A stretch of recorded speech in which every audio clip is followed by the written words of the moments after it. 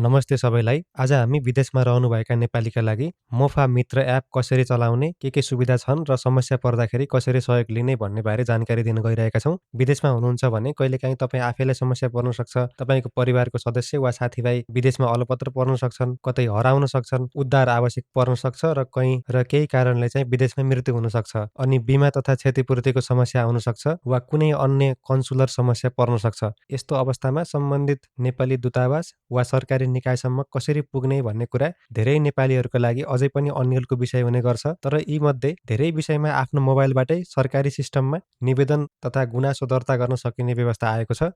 आज हामी कुरा गर्दैछौँ नेपाल सरकार परराष्ट्र मन्त्रालय अन्तर्गतको मोफा मित्र एपको बारेमा। यो एप विदेशमा रहेका नेपालीहरूलाई र उनीहरूका परिवारलाई कन्सुलर सेवा, समस्या दर्ता, उद्धार तथा अन्य आवश्यक जानकारी उपलब्ध गराउने उद्देश्यले तयार गरिएको हो।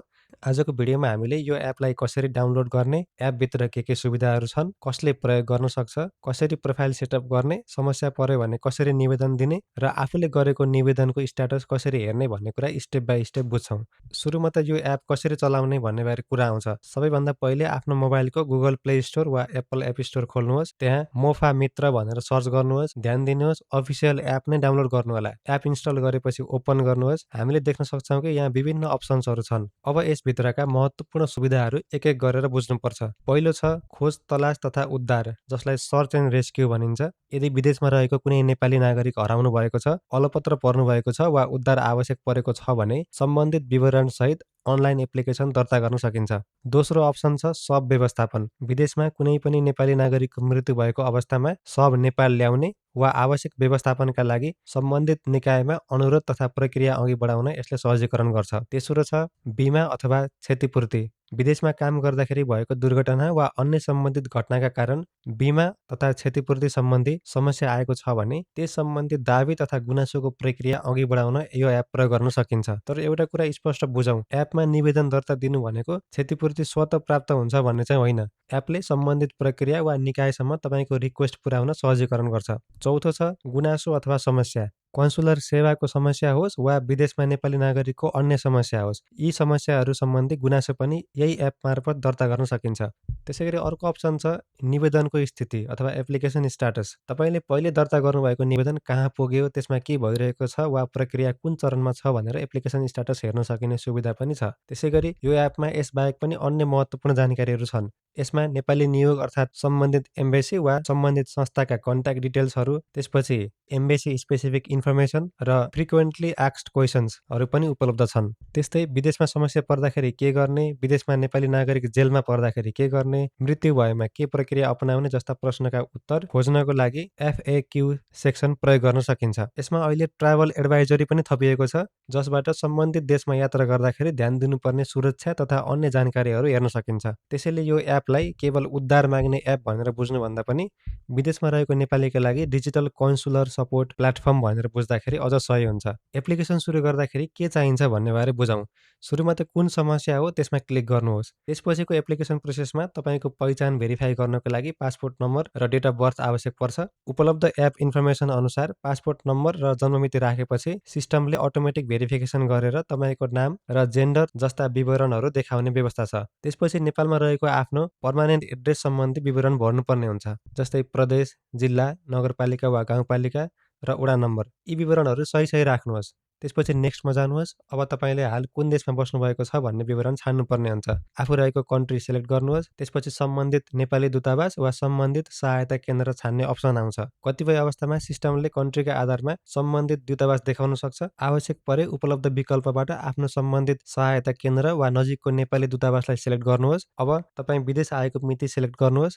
त्यसपछि विदेश आउनुको कारण छान्नुहोस्, जस्तै रोजगारी, अध्ययन, भ्रमण वा त्यहाँ उपलब्ध अन्य उपयुक्त विकल्प छान्नुहोस्।